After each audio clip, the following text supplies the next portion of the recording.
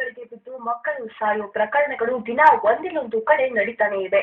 ಆದ್ರೆ ನಮ್ಮ ಸರ್ಕಾರಕ್ಕೆ ಮಾತ್ರ ಬುದ್ಧಿ ಬಂದಿಲ್ಲ. ಬೆಂಗಳೂರಿನಲ್ಲಿ ಬಿಬಿಎಂಪಿಗೆ ಸೇರಿದ ಕಟ್ಟಡವೊಂದರಲ್ಲಿ ಮ್ಯಾನ್ ಹೋಲ್ ಒಂದು ಬರಿಗಾಗಿ ಬಾಯಿ ತೆರೆದು ಕೂತಿದೆ.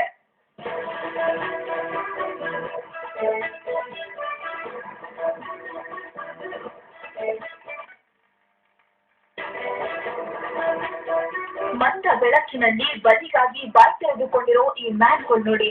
ಈ ತೆರೆದ ಮ್ಯಾನ್ ಹೋಲ್ ಇರೋದು ಬೇರೆಲ್ಲೂ ಅಲ್ಲ, ಎಂಜಿ ರಸ್ತೆಯಲ್ಲಿರೋ ಯುಟಿಲಿಟಿ ಕಟ್ಟಡದ ಕೆಳಗಡೆ. ಸ್ವತಃ ಬಿಬಿಎಂಪಿ ಸ್ವಾಧೀನದಲ್ಲಿರೋ ಈ ಯುಟಿಲಿಟಿ ಕಟ್ಟಡದ ಬೇಸ್ಮೆಂಟ್ ನಲ್ಲಿ ಇಂಥದ್ದೊಂದು ಮೃತ್ಯುಕೂಪ ಇದೆ.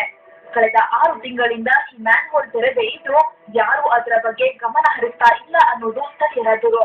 ಈ ಬಿಬಿಎಂಪಿ ಕಟ್ಟಡದಲ್ಲಿ ಹಿಂಗೆ ಓಪನ್ ಆಗಿ ಒಂದು ಮ್ಯಾನ್ ಹೋಲ್ ಇದೆ. ಸುಮಾರು ಜನನಿಟಿಯ 1000 ಜನ ಹೋಗಿ ಬರುವ ಜಾಗ ಇದೆ.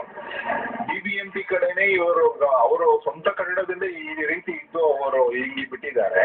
ಇವರಿಂದ ಹೆಂಗೆ ನಮ್ಮ ಸಾರ್ವಜನಿಕರು ಸಿಟಿಯಲ್ಲಿ ಹಲವಾರು ಚರಂಡಿಗಳು, ಹಲವಾರು ಮ್ಯಾನ್ ಹೋಲ್ಗಳು ಎಲ್ಲ ಓಪನ್ ಆಗಿರುತ್ತೆ.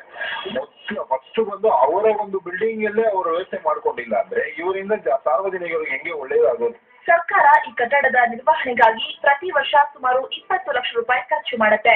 ಆದ್ರೆ ಕಟ್ಟಡದ ನಿರ್ವಹಣೆ ಮಾತ್ರ ಆ ದೇವರಿಗೆ ಪ್ರೀತಿ. ಈ ತೆರೆದ ಮ್ಯಾನ್ ಹೋಲ್ನಿಂದಾಗಿ ಈಗಾಗಲೇ 2 ವ್ಯಕ್ತಿಗಳು ಕೈ ಕಾಲು ಮುರಿದುಕೊಂಡಿದ್ದಾರೆ. ಆ ಘಟನೆಯ ನಂತರ ಒಂದು ಕಲ್ಲನ್ನ ಅಲ್ಲಿ ಅಡ್ಡಲಾಗಿ ಹಾಕಲಾಗಿದ್ರು ಇದಕ್ಕೆ ಯಾವತ್ತಿಗೆ ರಿಪೇರಿ ಭಾಗ್ಯ ಬರುತ್ತೋ ಅಂತಾರೆ ಸ್ಥಳೀಯರು.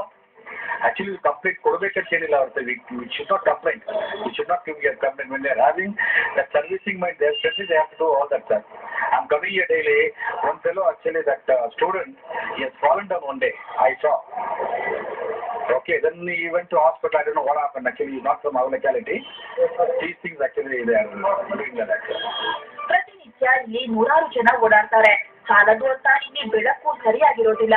ಹೀಗಾಗಿ ಯಾವಾಗ ಯಾರು ಗುಂಡಿಗೆ ಬೀಳ್ತಾರೆ ಅಂತ ಕಾದು ಕೂರುವಂತಾಗಿದೆ. ತನ್ನ ಮನೆಯ ತೂತನ್ನೇ ಮುಚ್ಚಲಾಗದ ಬಿಬಿಎಂಪಿ ಇನ್ನು ನಗರದಲ್ಲಿರೋ ಸಮಸ್ಯೆಗಳಿಗೆ ಯಾವ ರೀತಿ ಸ್ಪಂದಿಸುತ್ತೆ ಅನ್ನೋದು ಸಾರ್ವಜನಿಕರ ಪ್ರಶ್ನೆ. ವೆಂಕಟರಮಣ್, TV9 ಬೆಂಗಳೂರು.